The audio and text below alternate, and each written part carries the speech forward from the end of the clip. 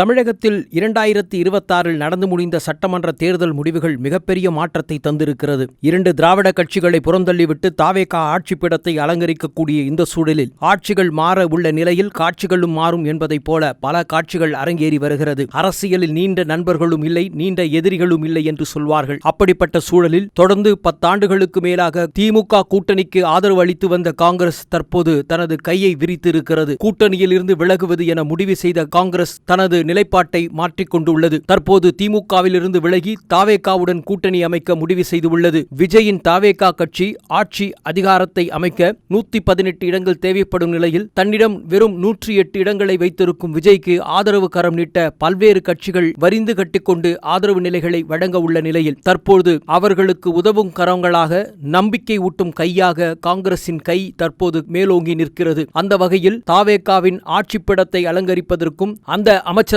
காங்கிரசும் தனது ஆட்சி அதிகாரத்தை பயன்படுத்திக் கொள்வதற்கு வாய்ப்பாக தற்போது காங்கிரஸ் வெற்றி பெற்றுள்ள 5 தொகுதிகளை தாவேகாவுக்கு ஆதரவளித்துள்ளது. இதனால் தற்போது தாவேகாவின் எண்ணிக்கை ஏற்கனவே 108 இருந்த நிலையில் காங்கிரசின் 5 எண்ணிக்கை கூடுதலாக சேரும் பட்சத்தில் 113 எண்ணிக்கையை பெற்றிருக்கிறது. இன்னும் தேவையான ஆதரவுகளை பெறுவதற்கு பல கட்சிகளுடன் பேச்சுவார்த்தை நடைபெற்று வருகிறது. இந்த நிலையில் திமுகவின் கூட்டணியில் இருந்து காங்கிரஸ் வெளியேறும் என்று திமுக ஒருபோதும் எதிர்பார்த்திருக்க முடியாது.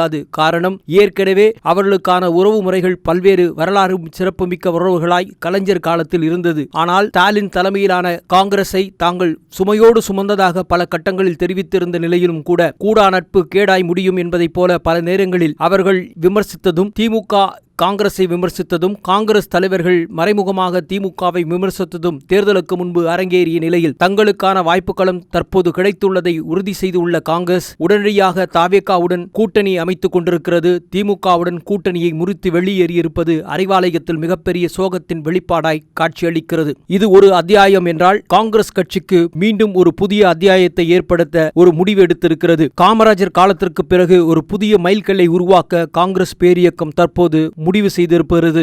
1966 ஆண்டுக்கு பிறகு தமிழகத்தில் திராவிட கட்சிகளின் ஆதிக்கம் மேலோங்கிய நிலையில் காங்கிரஸ் கட்சி ஆட்சி கட்டிலில் இடம் பிடிக்க முடியாமல் திணறியது. பெருந்தலைவர் காமராஜர், பக்தவாச்சலம் ஆகியோரின் காலத்திற்கு பிறகு காங்கிரஸ் உறுப்பினர்கள் யாரும் தமிழக அமைச்சரவையில் இடம்பெறவில்லை. தற்போது தாவேகா காங்கிரசுடன் கூட்டணி அமைத்திருப்பதன் மூலம் ஒரு புதிய நீண்ட நெடிய அரசியல் வரலாற்றுக்கு இடைவெளிக்கு முற்றுப்புள்ளி வைத்து புதிய சாம்ராஜ்யத்தை உதயமாக்க காங்கிரஸ் தன் நம்பிக்கையை விதைத்திருக்கிறது. தாவேகா அரசியலில் விஜய் தலைமையில் உருவாகும் புதிய அமைச்சரவையில் காங்கிரசுக்கு ஒரு அமைச்சர் பதவி வழங்கப்பட உள்ள நிலையில் அந்த ஒரு இடத்தை நிரப்பப் போவது யார் என்ற எதிர்பார்ப்புகளும் தற்போது அதிகரித்துள்ளது. குளச்சல் தொகுதியில் காங்கிரஸ் கட்சியின் சார்பில் போட்டியிட்டு வெற்றி பெற்ற சட்டமன்ற உறுப்பினர் அந்த ஒரு இடத்தை நிரப்புவார் என்று எதிர்பார்க்கப்படுகிறது. காங்கிரஸ் கட்சியின் எம்எல்ஏவான தாரகை பெயர் தற்போது அடிபடுகிறது. கன்னியாகுமரி மாவட்டம் குளச்சல் தொகுதியில் சட்டமன்ற உறுப்பினராக தேர்ந்து செய்யப்பட்டுள்ள இவர் மீனவ சமுதாயத்தை சார்ந்தவர். 1957 முதல் 52 ஆண்டு காலகட்டத்தில்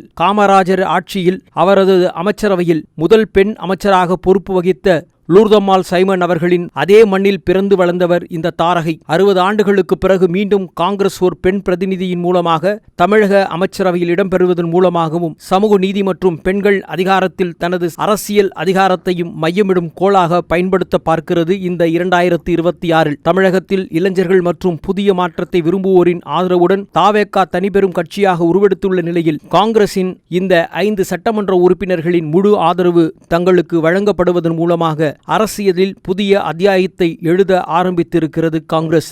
ஏற்கனவே திமுகவுடன் பல காலகட்டங்களில் இருந்தும் கூட காமராஜரின் கனவு ஆட்சியை கொண்டு வருவோம் என்று முழக்கங்கள் இட்டபொழுதும் தங்களுக்கான கோரிக்கைகளும் தங்களுக்கான குரல்களும் ஓங்கி ஒலிக்கப்படாத நிலையில் தற்போது அரிய வாய்ப்பு தாவேகாவின் மூலமாக கிடைத்திருப்பதால் இந்த வாய்ப்பை நழுவ விடாமல் நம்பிக்கையோடு கைகோர்த்திருக்கிறது தாவேகாவுடன் காங்கிரஸ். தமிழகத்தின் நலனுக்காகவும் இரு கட்சிகளும் இணைந்து தொடங்கியிருக்கும் ஒரு புதிய தொடக்கம் காங்கிரசின் டெல்லி தலைமை மட்டுமல்ல தமிழக தலைமையும் மகிழ்ச்சிக்குள்ளாக்கி இருக்கிறது. ஒரு காலத்தில் தமிழகத்தை ஆட்சி செய்த காங்கிரஸ் கட்சி மீண்டும் அமைச்சரவையில் நீண்ட ஆண்டுகளுக்கு பிறகு தற்போது இடம்பெறுவது அந்த கட்சிகளின் தொண்டர்களை உற்சாகம் ஏற்றியிருப்பதோடு ஒரு புதிய நம்பிக்கையின் அடையாளமாகவும் பார்க்கப்படுகிறது. எனவே தென் தமிழகத்தின் வளர்ச்சியிலும் தமிழகத்தின் நலனிலும் குறிப்பாக மீனவர்களின் நலனிலும் அக்கறை கொண்ட ஒரு வேட்பாளரை காங்கிரஸ் அமைச்சரவை பட்டியலில் சேர்க்க விரும்புவதன் வாயிலாக தாவேகாவின் அமைச்சரவை பட்டியலில் காங்கிரஸ் இடம்பெடுத்து தன்னுடைய நம்பிக்கையை ஓங்கி ஒலிக்க செய்யும் என எதிர்பார்க்கப்படுகிறது.